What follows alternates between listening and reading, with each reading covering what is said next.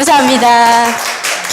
참 어려운 자리 같아요. 교회에서 강의는 처음이고요. 제 전문은 이렇게 중학생, 초등학생, 고등학생 그런 데 가서 이제 강의 많이 했어요. 걔들하고 하면 야! 이러면서 할 수 있는데 오늘은 어쩔지 모르겠네요. 자, 먼저 교사로 헌신해 주신 여러분께 감사를 드립니다. 저 여기 계신 분들 중에는 혹시 주일학교를 경험하신 분도 계시고 혹시나 또 경험하지 못한 분도 계실 것 같아요. 주일학교 교사는 학교 교사랑은 좀 다른 것 같아요. 그래서 여러분에게 질문하고 싶은 게 한 가지 있는데 여러분은 어떤 마음으로 교사가 되셨나요? 네, 좋은 마음? 열심히 아이들 가르쳐서 하나님 나라의 귀한 일꾼으로 세워야지. 내가 헌신해야지. 이런 마음으로 하셨나요? 네, 우리 김미영 집사님 감사합니다. 그러면 여러분은 이런 마음가짐으로 했어요. 우리 아이들은 어떤 마음가짐으로 학생이 되었을까요? 그죠? 네. 나는 선생님의 말씀을 잘 들을 거야. 그래서 우리 선생님을 기쁘게 해드리고 선생님의 훌륭한 제자가 될 거야. 이런 생각을 하는 아이는 아무도 없을 것 같아요. 제가 오늘도 유치부 들어가서 한판 하고 나왔습니다. 네. 자, 선생님의 마음가짐이 중요하지만 아이들을 알아야 돼요. 아이들을 모르고 내 열정만 앞서다 보면 지치기 쉽다는 거. 그리고 제가 그래서 오늘 여러분에게 강의하고 싶은 거는 인간을 어떻게 이해해야 될지. 너무 깊이는 안 들어갈 거예요. 예, 잠도 오고. 그래서 발달에 대해서 아이들의 발달 단계와 그 다음에 문제 행동, 대처법 이 정도로 할 건데요. 발달이라는 게 뭐냐? 우리 아기들이 태어나면 어느 시기가 되면 이렇게 뒤집죠. 그럼 어느 시기가 되면 또 이렇게 기죠. 혼자 앉고 걷고 누가 가르쳐 줬나요? 안 가르쳐 줬잖아. 근데 그렇게 하더라는 거예요. 사람마다 개인별 차이는 있는데 아이들이 어느 시기가 되니까 가르쳐 주지도 않았는데 애들 일어설 때면 참 웃겨요.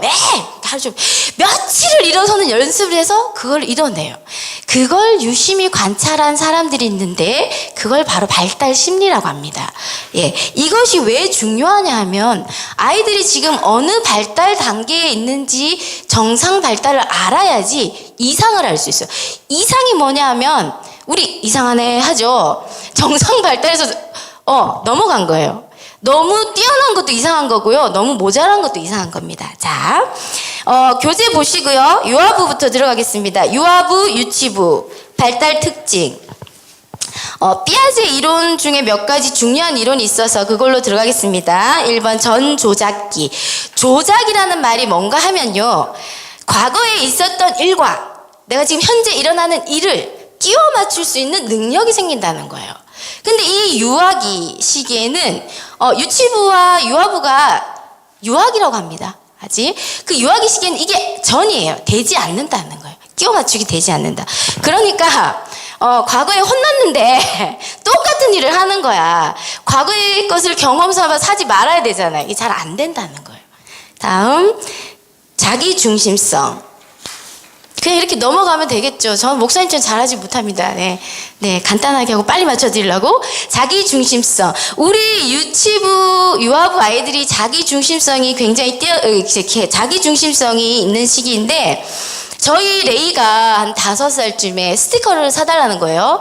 그래서 문방구 데려갔어요. 데려갔더니 5,000짜리를 고르는 거예요. 그래서 제가 레이야 너무 비싸 그랬더니 우리 레이가 엄마 나는 괜찮아요. 아니 레이야 너무 비싸다고 했더니 엄마 나는 괜찮아요. 그래서 제가 마음속으로 자기중심성 하면서 사줬어요. 무슨 말인지 알겠죠? 상대방의 마음을 이해할 수 없어요. 그냥 얘는 자기중심이야. 나만 괜찮으면 돼. 자, 그 다음 이러니까 사실은 유치부 아이들에게 친구가 이렇잖니 친구 마음을 이해시키는 거는 사실 어려운 일인데 저희 자주 하죠. 매일 하죠. 네, 그렇습니다. 또 그 다음에 물활론. 물활론이라는 거는 말이 좀 어려서 그런데 이 시기의 아이들이 모든 생물이나 무생물, 모든 물체가 감정이 있고 생명이 있고 인격이 있다고 생각해요. 이 시기 아이들은 모든 사물하고 대화를 합니다. 우리 유아부 아이들 로봇과 폴리 친구죠. 아주 소중한 친구예요. 그 5가지인가요? 4가지인가요? 네 가지 이름을 다 알고 있어요. 오늘은 폴리가 어땠어? 그리고 애들 놀 때 보면 폴리 구해줘! 친구인 거예요. 유치부 아이들 보면 제가 잘 유심히 봤는데 유치부로 넘어가면 터닝 메카드를 가지고 놀더라고요. 터닝 메카드가 친구예요. 아주 소중해요. 얘는 매일 데리고 다녀야 돼. 내 친구야.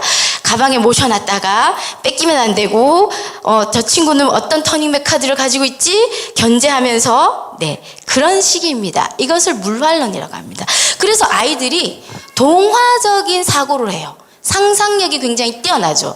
그래서 대화를 해보면 도대체 무슨 말을 하는 거야 하시지 마시고 그 이야기를 잘 들어주셔야지 아이들의 상상력이 발달됩니다. 그러면 이 시기에는 하나님도 동화 이야기처럼 받아들여요. 하나님도. 다음 사회적 규칙에 적응하는 시기. 규칙에 대해서 이제 알아가는 시기예요. 우리 유아부는 한 36개월? 그쯤 되면 아이들이 충분히 규칙을 지킬 수 있어요. 그리고 유치부 아이들은 규칙을 당연히 지키죠. 제가 오늘 한판 했는 이야기를 좀 해주겠습니다. 제가 어깨가 막 아픈데 오늘 유치부 아이들 안 왔다 나왔다 했다가 제가 몸이 예전 같지 않았어요. 너무 예배 방해를 해서 데리고 개인 상담실에 딱 앉혀놓고 누구야 교회에 오면 재미가 없어? 내가 물었지. 재미없대요. 그랬구나. 그래서 너가 이렇게 지금 왜 자꾸 돌아다녀? 했더니 처음에 했더니 재미없대요.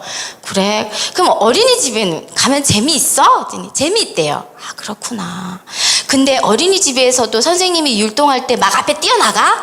안 그런데 자기가 그래? 그럼 어린이집에 가서는 어떻게 해? 자기 잘 앉아있는데. 그렇구나. 어린이집에 가면 밥 먹는 시간 있고 율동하는 시간 있고 선생님 이야기 듣는 시간 있지? 그랬더니 그렇대요. 그렇듯이 교회도 노는 시간이 따로 있고 예배 시간이 따로 있단다. 그랬더니 얘가 이렇게 듣고 있어요.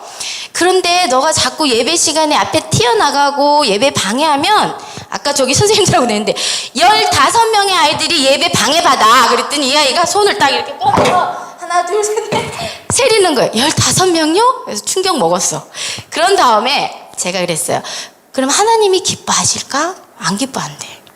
그래서 사모님이 너랑 약속하고 싶은데 앞으로 예배 시간에 전도사님이는 앞으로 안 나가기로 약속해. 그랬더니 약속하겠대요. 만약에 약속을 안 지키면 너 유치부에 못 오게 할 거야. 그랬더니 이제 지금 긴장 먹었어. 얘가 긴장 먹고 제가 물었죠. 너 그러면 유치부에도 못 오면 너 어린 예배 갈래? 그랬더니 자기 안 갈 거래. 어디 갈래? 유치부 예배 올 거래요.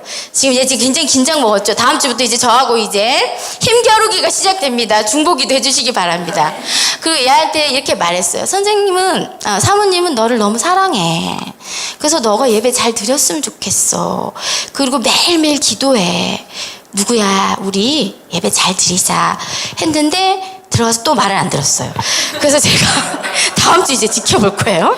다음 이상화와 동일시 과대자기. 너무 빠른가요? 말이 괜찮죠? 빨리 끝내드리고 싶어서 이 시기에 프로이드는 이 시기에 가장 중요한 발달 단계라고 말했습니다.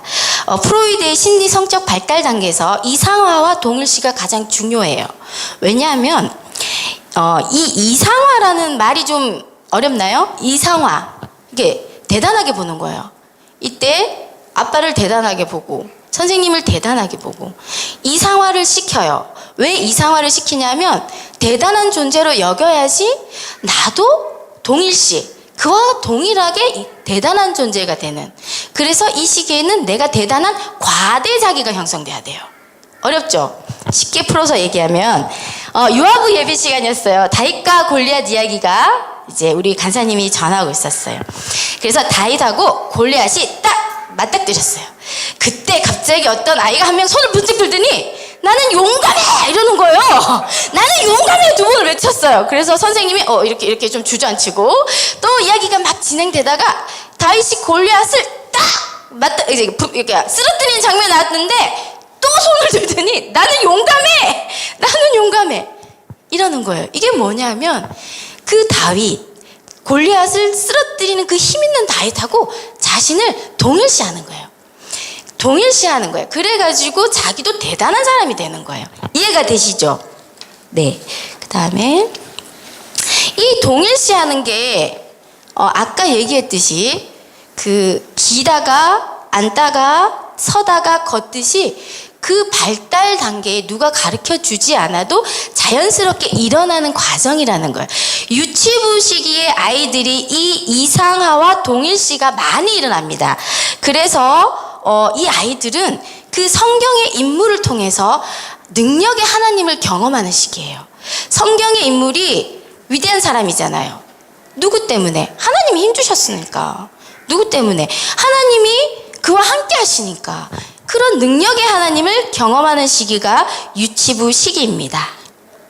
네, 다음 이제 유아부, 유치부의 문제 행동으로 넘어가겠습니다. 우리 유아부의 가장 큰 어려움은 분리불안입니다. 유아부에 18개월부터 저희가 받기로 했어요. 24개월이 되면 부모하고 떨어질 수 있어요. 분리할 수 있어요. 그것을 제가 이론적으로 설명하기 위해서 분리개별하기를 넣었는데요. 좀 재미가 없어지죠. 이론이 들으니까. 네, 마가렛 말러라는 사람이 분리개별하기를 연구했어요. 이 사람이 6개월부터 24개월까지 분리개별화가 이루어진다고 했어요. 6개월쯤 되면 애기들이 이렇게 기어가요. 그죠? 그러면 엄마에게서 조금씩 떨어진단 말이에요. 이때부터 아이들이 엄마에게서 떨어지는 시기가 된다는 말입니다. 그래서 분리개별화가 시작되는데 그 아이가요 태어나서 2, 3개월 동안에는 아무것도 할 수 없어요. 울음으로 표현하잖아요. 배가 고프면 울어버려. 내가 울었더니 뭔가 누가 나에게 젖을 줘. 또 기저귀가 척척해서 울었더니 뭔가 나를 기저귀를 갈아줘. 또 잠에 와서 울었더니 날 재워줘. 뭔가 세상이 내 마음대로 돌아가네. 내가 울기만 하면 내가 원하는 게 막 이루어지네. 내 마음대로 되는 세상 원하시죠? 내 마음대로 되는 거, 이게 전능감이라고 그래요. 우리 아기들은 전능감을 느껴야 되거든요. 근데 이 전능감을 느낀 애들이 신뢰가 형성이 돼요. 누구하고? 엄마하고. 이것을 저희가 애착이라고 합니다. 이해되시나요? 자, 그래서 이 애착이 잘 형성된 아이는 엄마와 분리도 잘 할 수 있는데 엄마가 이렇게 전능감을 느끼게 해주고 엄마가 늘 좋은 것만 주는 엄마는 이게 동그라미가 있다면 이 아이의 정신세계 속에 동그라미 100%가 좋은 엄마예요. 100%가. 그런데 이제 12개월이 되면요. 이때부터 훈육이 들어가야 됩니다. 왜냐하면 분리개별화가 시작됐다는 거는 이제 나쁜 엄마가 생기기 시작한다는 거예요. 나쁜 엄마는 노 하는 엄마예요. 안 돼. 하지 마. 그건 잘못됐어. 그러면은 내 맘대로 돌아가던 세상이 내 맘대로 안 되는 거야. 그래서 애들이 우는 거예요. 내 맘대로 되고 싶어서. 자, 좋은 엄마에서 나쁜 엄마가 들어오는 거예요. 그러면 훈육이 들어간다고 그랬죠? 엄마가 잘못한 이유를 설명하고 아이가 그것을 받아들이도록 하는 거예요. 아이가 그래서 그걸 받아들이면 무엇이 일어나냐면 통합이 일어납니다. 좋은 엄마와 나쁜 엄마의 통합이 일어나면 우리 엄마 내가 잘못하면 나쁜 엄마 되는구나, 화내는구나, 나 잘해야 되겠다. 그 나쁜 엄마가 싫지만 그 나쁜 엄마가 그래도 내 엄마야. 좋은 엄마가 8대, 나쁜 엄마가 2일 때 가장 좋지만 적어도 좋은 엄마가 6은 돼야 됩니다. 우리 박내이 갑자기 생각이 났어요. 우리 내이 제가 혼내면 제가 막 이렇게 혼냈어요. 그러면 한 5살 때쯤인가 4살 때쯤인가 기억이 안 나는데 씩거리면서 방에 들어가서 자기 혼자 이제 풀고 나와요. 그래서 저는 저한테 잘못했다고 말하러 나온 줄 알았어요. 나를 딱 보더니 엄마 죽으면 좋겠어 이러는 거예요. 그래서 제가 그때 참 다양한 게 상담 공부를 했어요. 제가 안 그랬으면 어디 이랬을 텐데 레이야 엄마가 혼내서 속상했어? 그랬더니 그랬구나. 엄마가 그런데 앞으로 네가 잘못하면 또 혼낼 건데? 이게 바로 좋은 엄마와 나쁜 엄마예요. 그리고는 제가 잘못한 걸 이해시키고 납득시키고 했습니다. 이 과정에서 아이가 통합을 이뤄내는 게 중요해요. 저는 그렇게 생각합니다. 아이가 만약에 좋은 엄마만 경험한다면 아이에게 결코 좋은 게 아니에요. 사회성이 떨어집니다. 좋은 엄마만 경험했기 때문에 나에게 누군가 싫은 소리 하는 걸 참을 수가 없어요. 그러면 사회성이 떨어지고 삐지고 울고 두려움이 많아져요. 나쁜 엄마를 경험해봐야 세상이라는 거는 좋은 것도 있고 나쁜 것도 있구나 통합할 수 있어요. 이런 아이들 만약에 통합이 되지 않은 아이들, 이런 아이들이 주일학교 오면 이제 힘든 거죠. 저희는 제가 집에서 곰곰이 생각해봤는데 저희 선생님들 일주일에 하루 오셔서 1시간 반 애들 봐줘요. 그죠? 그 1시간 반 동안 우리가 과연 얼마나 줄 수 있을까 생각도 되지만 1시간 반 동안 교육이 될까? 이런 생각도 제가 들었어요. 그만큼 어려운 거예요. 차라리 월, 화, 수, 목, 금 온다면 교육이 될 수 있는데 주일에만 오잖아요. 그것에 대해서 제가 아까 말했던 규칙이 들어가야 되는 거예요. 네. 그다음에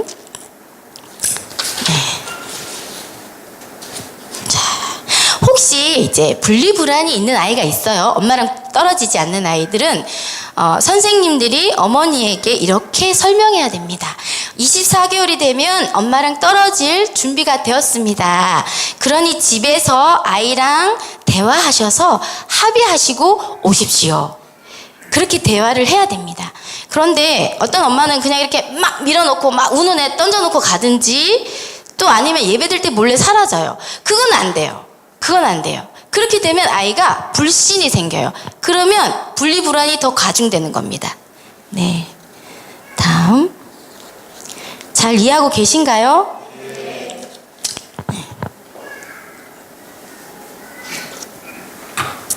저희 남편이 있어서 제가 되게 긴장돼요.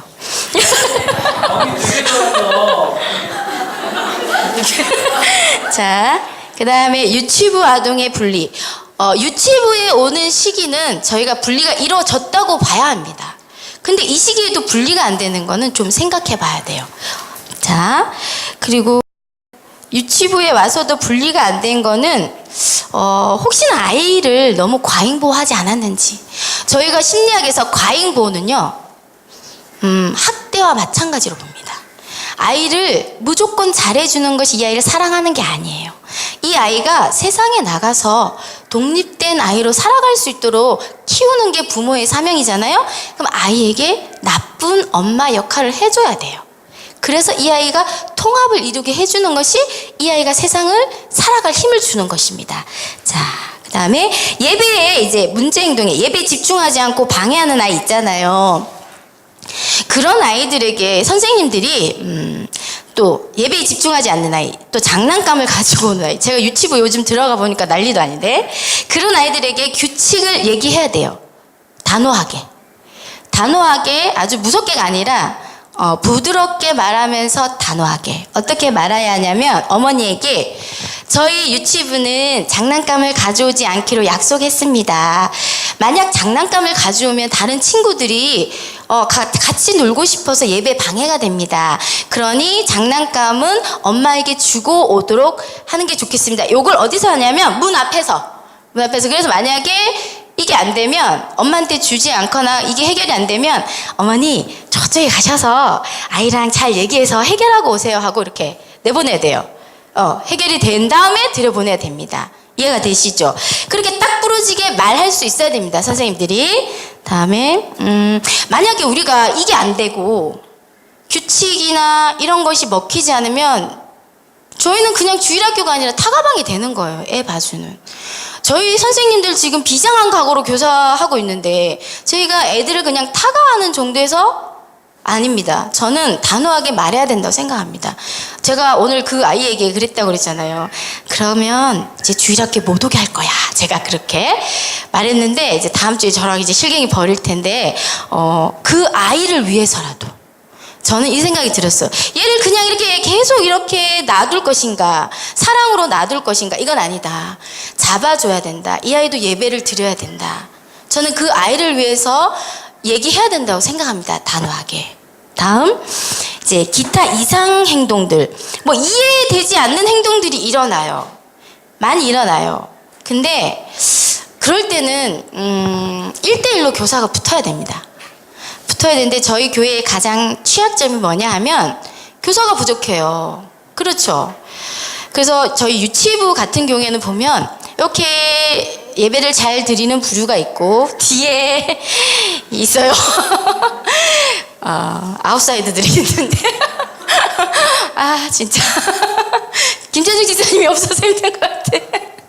자, 잘 드리는 애들은요 그냥 두시면 돼요. 예뻐서 이렇게 무릎 위에 앉혀주거나 유치부 교사들 하지 마세요. 잘 드리는 애들은 이렇게 밀어놓고 뒤에서 이 아이들 1대1로 맡아주시고요.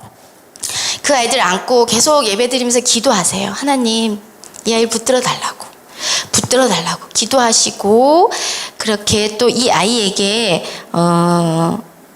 그렇게 늘 기도하면서 저희가 제가 고민이 됐어. 이 아이 일주일에 한 번 보고 1시간 반 보는데 혼내다가 끝내는 거야. 그건 아닌 것 같고, 정말 막 기도하면서 이 아이에게 어떤 것이 좋을지 정말 지혜를 구해야겠구나. 선생님이 그런 생각이 했습니다.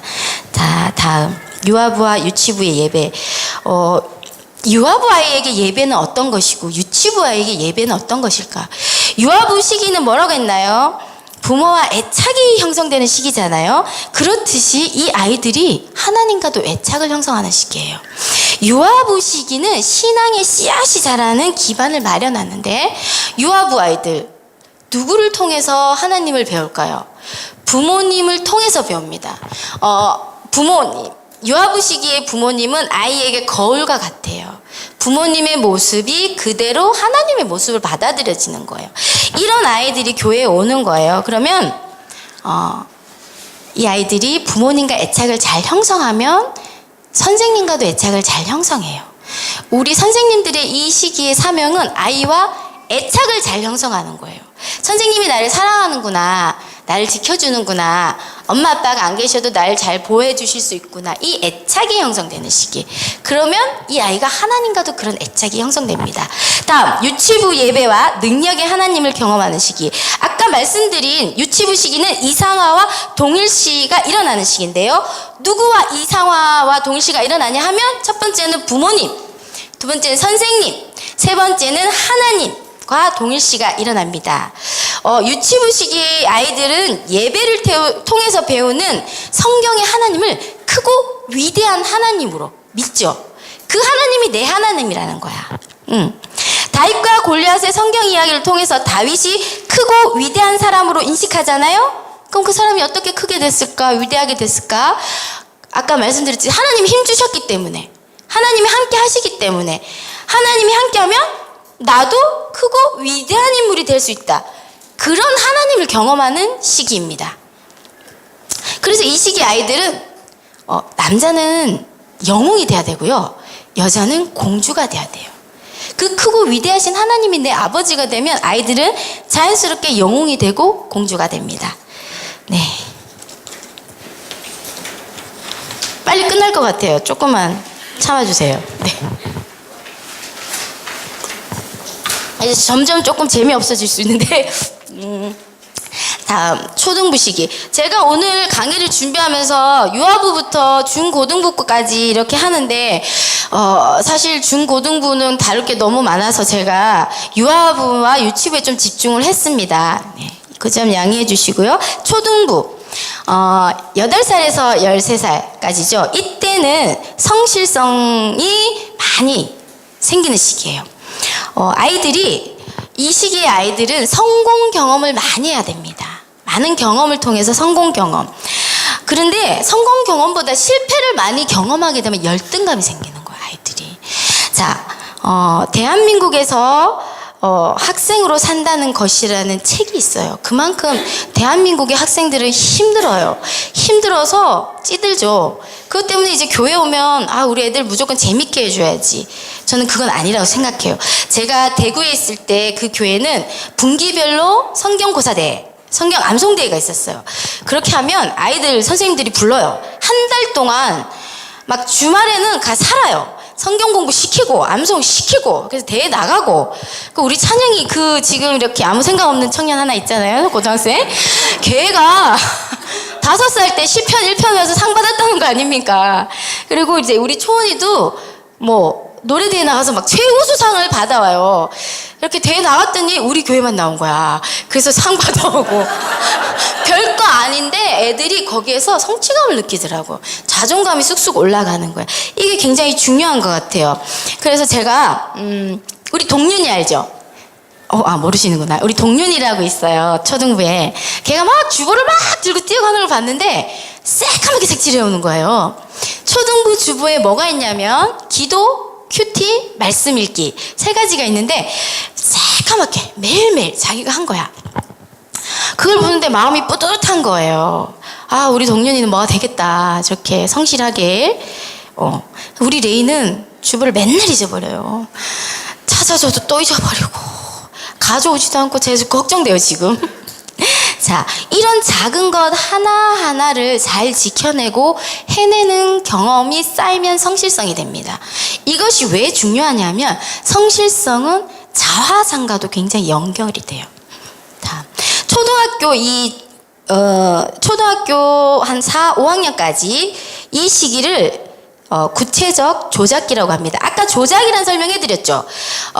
유아부기에는 전 조작기라고 해서 조작이 안 된다고 그랬잖아요. 근데 이 시기에는 이제 조작이 되는 거예요. 과거의 사건과 현재의 사건을 끼워 맞추는 능력이 되는 거예요. 그래서 과거의 경험 삼아 현재 그거를 이렇게 적용할 수 있는 능력이 생기는 거예요. 다음, 탈중심화. 탈중심화 있나요? 없죠? 네, 구체적 조작기에 제가 넣었습니다. 탈중심화. 자기 중심성에서 나온다고. 자기 중심성에서 나온다고.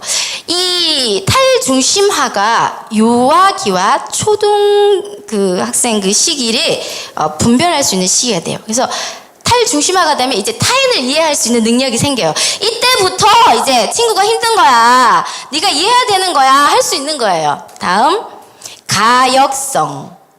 가역성은 뭔가 하면 이제 거꾸로 생각할 수 있어요. 사건이 일어나면 이 사건이 왜 일어나게 됐을까를 거꾸로 짚어서 생각할 수 있어요. 약간 추리 능력이 생기는 겁니다. 가역성. 네, 다음. 이제 12세 이후가 되면 형식적 조작기라고 합니다. 이 시기가 되면요, 굉장한 학습 능력이 생겨요. 초등학교 5학년 이상 정상적으로 교육을 잘 받았다면 이 시기 아이들은 성인의 사고를 할 수 있습니다. 그래서 추상적인 사고가 가능해져요. 진리라든지 정의, 사랑, 이런 추상적인 사고가 가능해지기 때문에 이때부터 성경 공부가 구체적으로 되어지는 시기입니다. 성경 공부가 사실 어려워요. 저희가 기독교 교육에는 영적인 의미가 굉장히 많잖아요. 그래서 이 시기가 되면 아이들이 성경을 제대로 이해할 수 있는 시기가 되는 거예요. 성경의 인물만 이해하다가 이제는 믿음이라는 걸 이해할 수 있는 시기가 되는 겁니다. 다음에는 이 형식적 조작기에 또 하나, 가설, 연역적 추리 가능. 가설을 세울 수 있어요. 만약에 우리 이제 어디 여행 가자 그러면 아이들이 기차를 타고 갈 것인지 버스를 타고 갈 것인지 여러 가지 가능성을 대입해서 생각하는 추리 능력이 생긴다는 거예요. 네, 됐습니다. 좀 힘들지 않으세요? 네, 제가 빨리 맞춰주는 게 좋겠죠? 네, 다음. 저 굉장히 힘들어요. 어젯밤에 우리 남편 설교 준비할 때 방에서 혼자 이러고 연습하고 있었어요. 자, 이제 초등학생의 문제 행동에 제가 여러 가지 생각나는데 넣어봤습니다. 혹시나 여러분 ADHD 들어보셨나요? ADHD 학생이 올 수 있습니다. 제가 잘 살펴봤는데 저희 교회는 별로 ADHD 없는 것 같아요. 이 ADHD라는 아이들은 이제 주의력 결핍 과잉 행동장애인데 사고가 굉장히 빨라요. 생각이 빠르고 생각이 빠르니까 말이 빨리 나가고 행동이 빨리 나가는 거예요. 너무 빠른 거예요. 좀 생각이 좀 느리면 생각 이렇게 친구 말 듣고 생각해보고 적용해보는 시기가 있는데 너무 빠르니까 말 듣자마자 내가 생각이 나는 거야. 그럼 바로 말해버리고 충동적이죠. 이런 학생이 만약에 우리 주일학교에 오면 이제 굉장히 힘든 거예요. 그럼 어떻게 해야 되냐? 기도해야죠. 하나님이 나에게 보내주신 ADHD인데 주여, 제가 이걸 보면서 하나님, 이 아이도 은혜를 받게 해달라고 기도해야 돼요, 선생님들은. 그래, 나에게 주어진 사명이니 생각하고, 뭐, 속된 말로 내 팔자련이 생각하고 감당해야 되는 겁니다. 이런 아이들은 충동적으로 어떤 일을 저지를지 모릅니다. 그렇다고 교회에 이런 애가 안 오도록 기도할 수는 없잖아요. 올 수 있다는 거죠. ADHD는요, 약물 치료를 받아야 돼요. 그래, 아이가 조금 이렇게 너무 이렇게 떠 있으니까 좀 가라앉히는 약을 먹이거든요. 네. 연예인 중에 혹시 노홍철 아세요? 네, 그 사람이 성인 ADHD예요. 정신없죠? TV 나오면. 네, 이해되시죠? 그런 애가 우리 교회에 없어요. 감사하게도. 다음 2번. 분노가 있어서 공격적인 아이. 공격적인 아이가 있을 수 있어요. 선생님에게나 친구에게. 예. 근데 그런 아이들 스스로 고립될 수 있어요. 친구 막 때리고 막 이런 아이들이 자기가 한 행동 때문에 스스로 고립될 수 있는데 너무 관심을 많이 보여도 안 돼요. 좀 그냥 둬야 돼요. 두고 그 다음에 조금 이렇게 눈치 봐야 돼요. 교사들은 살살 다가가서 또 얘기 걸고. 그러면 이 아이들은 왜 공격적일까? 여러 가지 이유가 있는데 다 할 수는 없지만 분노가 있을 수 있어요. 분노. 어떤 경우에는 집에서 훈육이 너무 세게 이루어지는 경우도 있습니다. 너무 많이 혼난 애들은 말을 안 들어요. 너무 혼난 애들, 많이 혼난 애들. 너무 많이 혼난 애들은 이게 혼나는 상황인지 아닌지 구분이 안 될 수도 있고, 아니면 혼나는 상황이 딱 되면 어떻게 도망갈지 고민하고 있어요. 자, 그런 아이들에게 교사는 어떻게 해야 되냐. 아이고, 화를 내면 그냥 이렇게 화를 받아줘야 돼요. 야! 이게 아니고, 참아줘야 돼요. 그리고 좋은 대상이 되어주란 말이에요. 그래서 이 아이가, 선생님은 내가 화내도 되는 대상인 애가 아니라 화를 냈는데 참아주잖아요. 아이가 안정이 돼요. 좀 부드러워져요. 부드러워지고, 그래도 내가 늘 관심을 가지고 있다는 거를 조금씩 눈치 봐서 이렇게 나타내줘야 됩니다. 그래서 한결같은 대상이 되어주는 게 중요해요. 참 힘들죠? 다음. 예배 시간에 이제 뛰쳐나가고 말 안 듣는 아이가 있을 수 있어요. 제가 이제, 아이들 상담을 굉장히 많이 했어요. 동산 상담소에서. 근데 아이들의 문제의 대부분은 애정결핍이에요. 애정결핍이고, 아니면 또 과잉보호예요. 예배 시간에 뛰쳐나가는 아이들은 한 두 부류로 생각할 수 있는데, 첫 번째는 관심 받으려고. 관심 받고 싶어서. 관심 받으려고 뛰쳐나가는 애한테 관심을 주지 말아야 합니다. 관심을 주지 말아야 하고, 그리고 그런 아이들 보면 이렇게 숨어서 살펴요. 누가 나를 찾으러 오나? 나에게 관심을 주나? 그러면 이제 집사님들, 권사님들이 빨리 들어가! 입에 들어가야지! 이렇게 말하잖아요. 이걸 관심으로 알아요. 그래서 제가 지난번에 전도사님께도 말씀드렸는데, 그런 아이가 이제 나가면 너 왜 그래? 그러지 마. 이건 지적이잖아요. 지적은 절대 아이의 행동을 고칠 수 없거든요. 긍정적인 걸 얘기해 주라고 했어요. 어디 가니?는 물어봐야 돼. 어디 가니? 그럼 대체로 할 말이 다 있어요. 지들도 나가면서. 물 먹으러 가요. 화장실 가요. 그러면 거짓말하지 마! 이게 아니라, 그래, 물 먹으러 가. 물 먹고 와. 이렇게 해줘야지 애가 들어올 수 있어요. 이놈의 새끼 어디 가는 거야? 너 지나면서 이러면은 못 들어와요. 화장실 가는 거야? 그래, 선생님 기다리고 있을게. 빨리 갔다 와.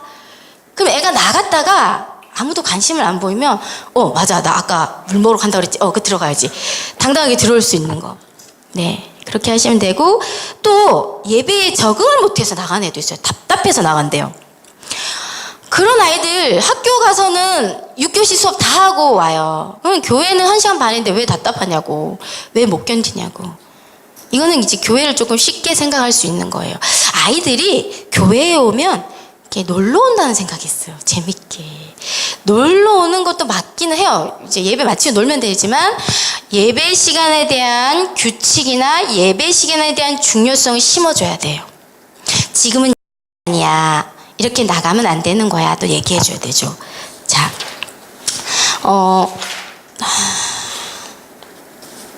그리고 광고 시간에 아이들에게 이제 주의를 줄 필요는 있습니다.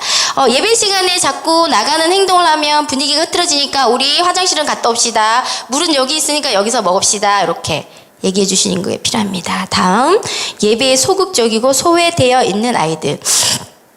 소극적인 애들이 있을 수 있죠. 그런 애들은 성격일 수 있어요. 성격이 소극적일 수 있어요. 아니면 이제 사춘기가 시작되어서 반항기가 발동한 아이일 수 있어요. 우리 박래희가 좀 그런 것 같아요.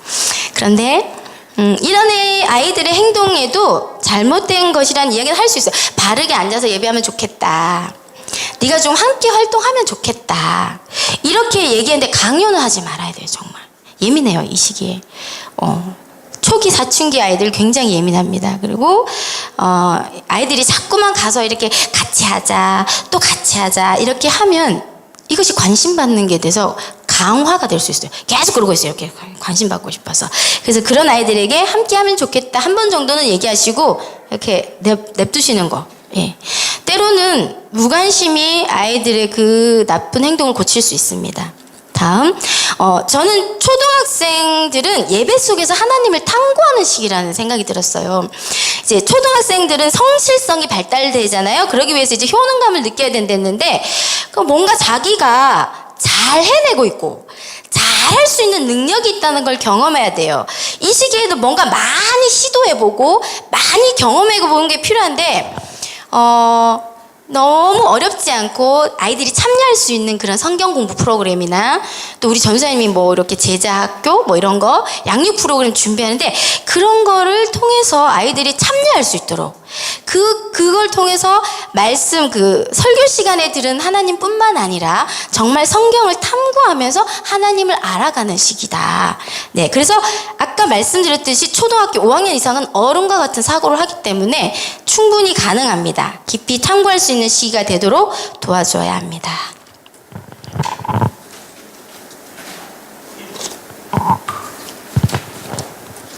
네, 중고등부는요.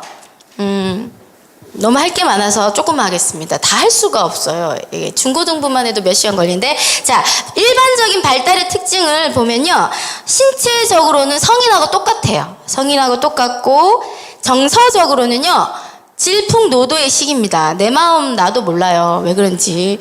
우리 박초원이 보면 내가 요즘 알겠어요. 걔가 왜 그런지 나도 이해가 안 되고, 그래서 이 시기에는 뭔가 부모로부터 자기가 분리되어서 독립된 존재로 살고 싶은 욕구가 올라오거든요.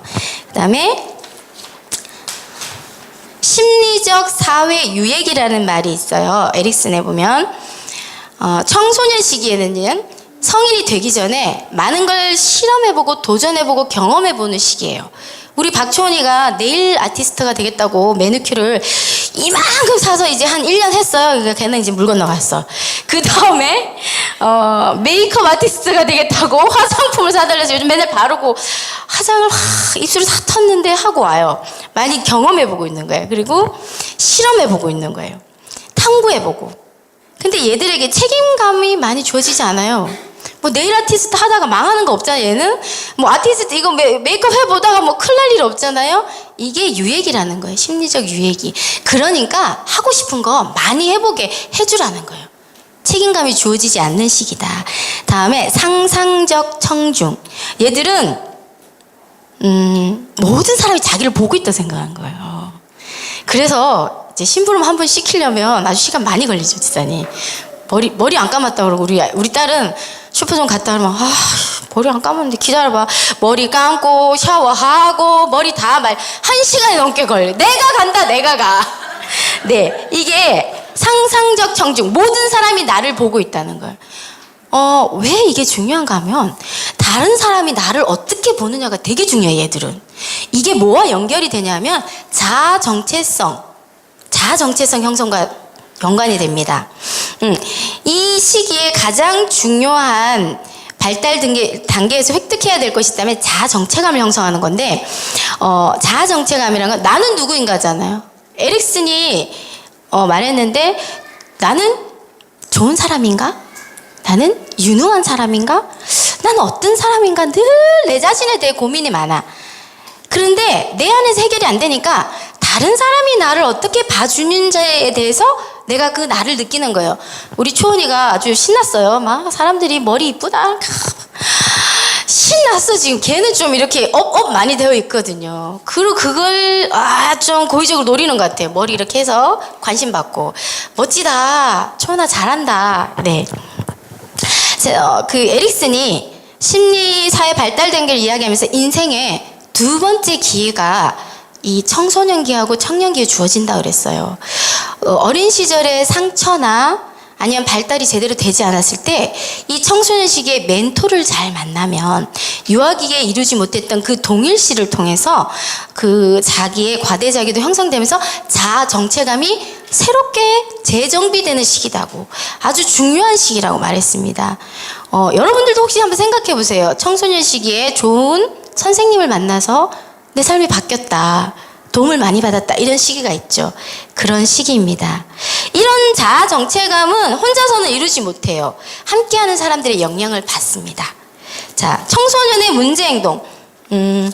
청소년기 문제 행동은 너무 많아서 제가 그냥 제가 상담했던 사례를 한 몇 가지 들어줄게요. 제가 ADHD 중학생을 상담한 적이 있었어요. 이 사례는 좀 성공한 사례인데 정신이 없어. 들어오면 정신이 없는데, 그 아이가 올 겨울방학 때 저를 만나러 온대요.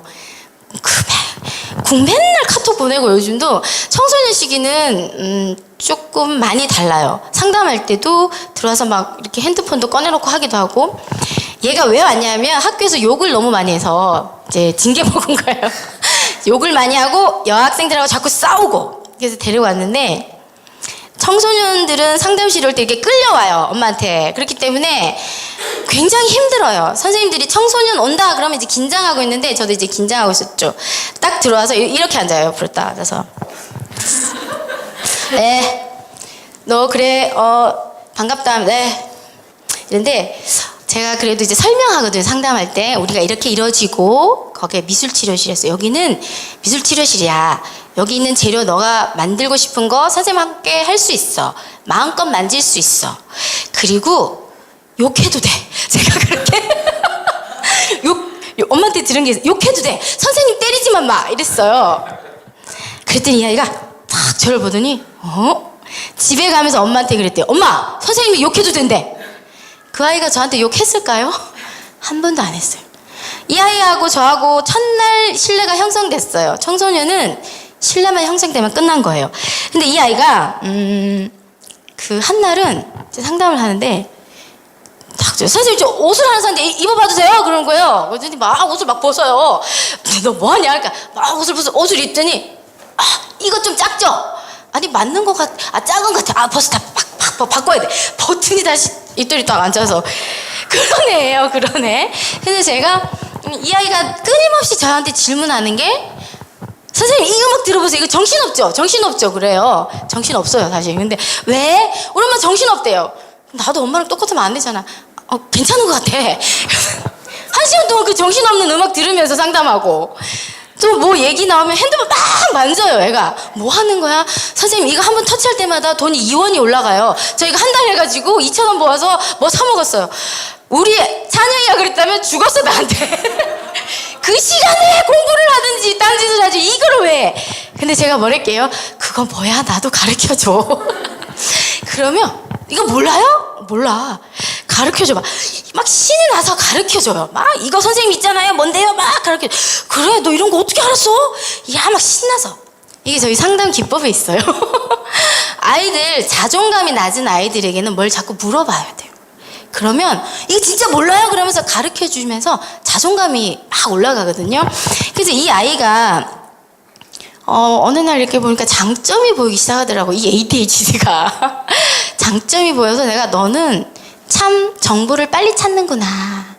너는 도전 정신이 강하구나. 이러거든요. 상담하다가 이렇게 얘기해주세요. 뭐라고 했어 선생님? 말해봐. 그러면 핸드폰 켜. 메모. 1번 도전 정신이 강하다. 2번 뭐 주도성이 강하다. 이렇게 불러주면 막 이렇게 쳐요. 막 저거 읽어봐. 그리고 자기의 장점을 얘기하는 걸로 인해서 자아 존중감이 올라가는 거예요. 그래서 이 아이가 저를 너무 찾는 거예요. 지금 막 온다 그래요. 동탄에 오라고 그랬어. 제가 상담 받으러 와라. 그러면 너가 50분 와라.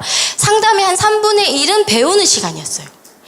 중고등학교 시기 애들을 선생님한테 이렇게 배우는 거 별로 안 좋아해요. 학교에서 주입식 교육이 찌들었기 때문에 별로 이렇게 배우고 싶지 않아요. 이 아이들에게 역으로 배워보세요. 그러면 엄청 아이들이 좋아할 거예요. 그러면서 자존감도 올라가고 선생님에 대해서 친근감도 생길 것 같습니다. 네, 5시인데 제가 한 가지 케이스 더 말하고 마치도록 하겠습니다. 이건 제가 상담한 케이스는 아니고요. 청소년 시기는 독립하고 싶은 시기예요. 자기만의 세계를 갖고 싶은 시기예요. 저희 집에 세 놈이 다 지금 청소년 시기에 들어갔어요. 방문을 다 걸어 잠그고 뭘 하는지 모르겠어요. 정말 집에 가면 조용해서 좋긴 한데 문 한번 열려면 두드리고 문 열어달라고 뭐 먹을 거 하나 갖다 줘도 그런 식인데 제가 석사과정 할 때 우리 선생님이 학습지 선생님이래요. 그래서 학습지 선생님들은 많은 가정을 다니거든요. 자기가 어느 가정에 수업을 갔는데 그 방이 어느 날 유리 부스로 바뀌어 있더라는 거예요. 방이 유리 부스로. 그래서 또 꼬치꼬치 물어볼 수는 없잖아요. 멋있네요. 그러고 봤다는데 나중에 그 아이가 자살을 한 거예요. 자살을 했어. 그래서 이제 이웃집에 또 학습지 선생님이니까 이웃집에 그 아줌마한테 들은 얘기가 뭐냐면 이 아이가 자위를 하다 들킨 거야, 엄마한테. 들켰는데 이 엄마가 그것 때문에 분노가 나서 방을 다 유리부스로 만들어버린 거지. 네 맘대로 못하게.